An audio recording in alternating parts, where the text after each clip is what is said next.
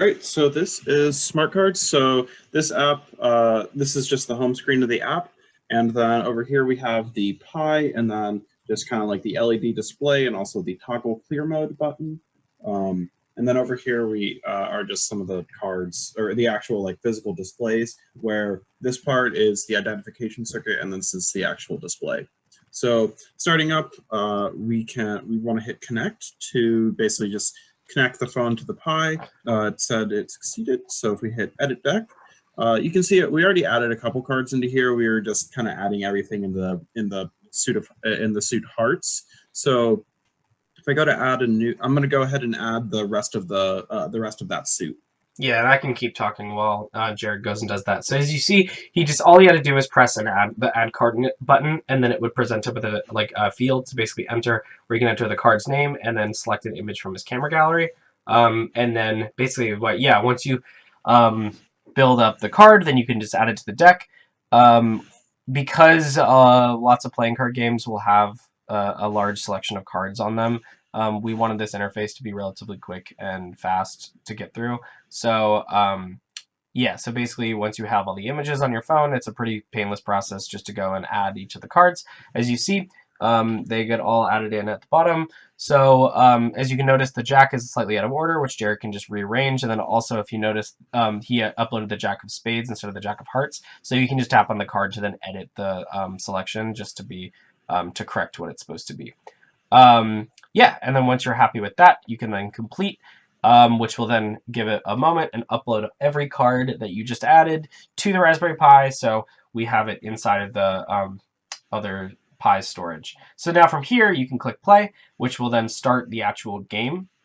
From this interface, basically at this point, you don't really have to use the phone much anymore, but we have it built in a way that basically you can just if you needed to make any adjustments or changes or look at anything with the game, you can look at them. So if you tap on the deck icon, we can currently see all the cards that haven't been drawn yet, and also a couple buttons for basic kind of actions you might want to do from this selection. So right now the cards are still in their default order. So if Jared presses shuffle deck for us really quick, that will go and then shuffle the deck. So if we go and check the cards again, you can see that they've now been shuffled. Now they're drawn from the bottom to the top. So if we look, the next card that should be drawn out is the 7 of Hearts, then it's the Jack, then the 3, then the Queen. So just keep that in mind as we keep doing stuff.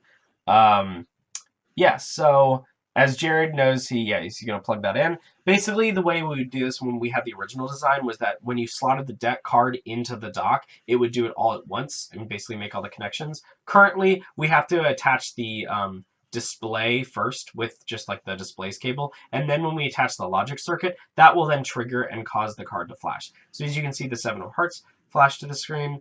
So that got added to basically from the deck now into the in play. So as he goes and he might go and add the next display in and flash that, we can continue to draw cards out of the deck. So this is basically the process for drawing in the game.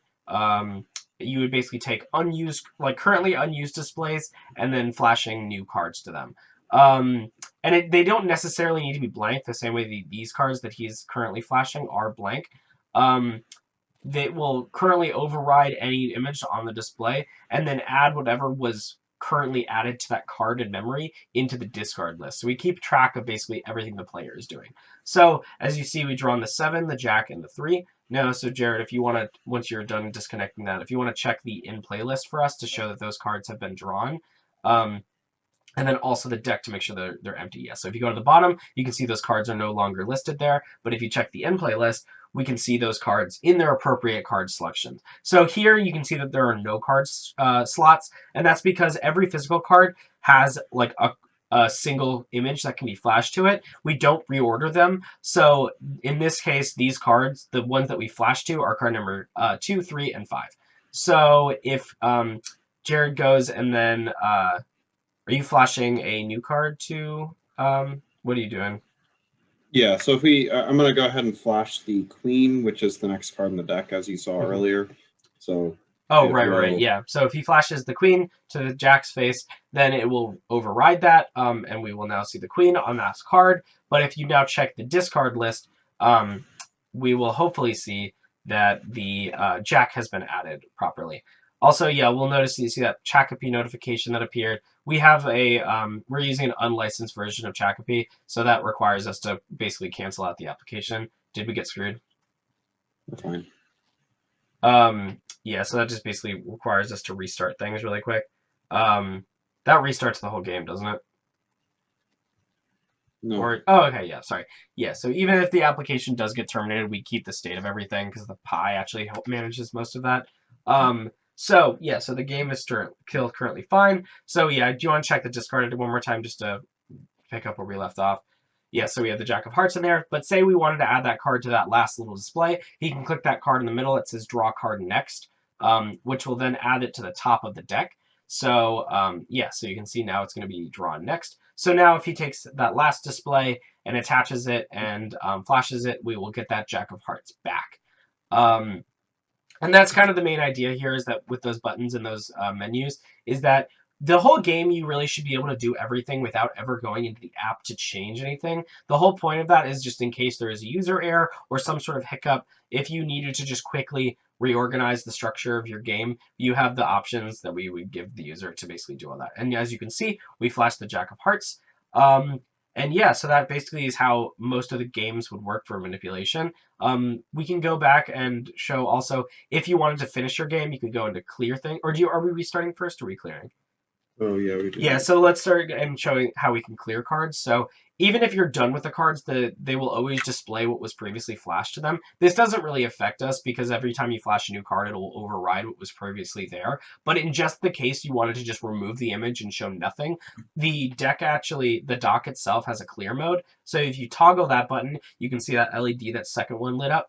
And basically from here, you can, any display that gets added to the deck will get immediately just moved to discard if there is already a card associated with that, or just in general, it will just display a flat white screen so you can kind of just have a clear interface again. So that's just another kind of quick, user-friendly, kind of nice way of just being able to modify the cards in your deck.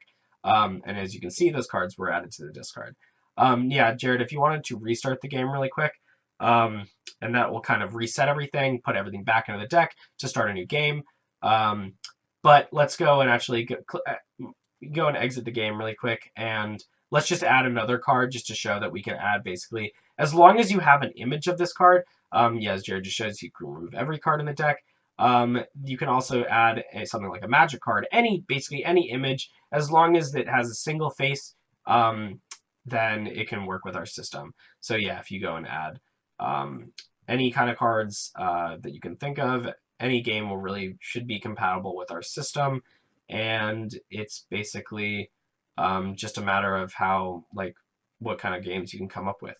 And as you can see, the magic card was now flashed, and there should be a new light appearing on the deck, which says that the deck is currently empty because Jared did delete everything. There's only one card in the entire system right now, and that means it has now been added to the discard. Or actually, no, sorry, it's in the in play. And yeah, so from here, yeah, basically, yeah, this is how you can play our games. There's a couple more options. Each of these menus has a couple extra options for moving cards around, but I think this covers basically most cases of how you would play a game with smart cards.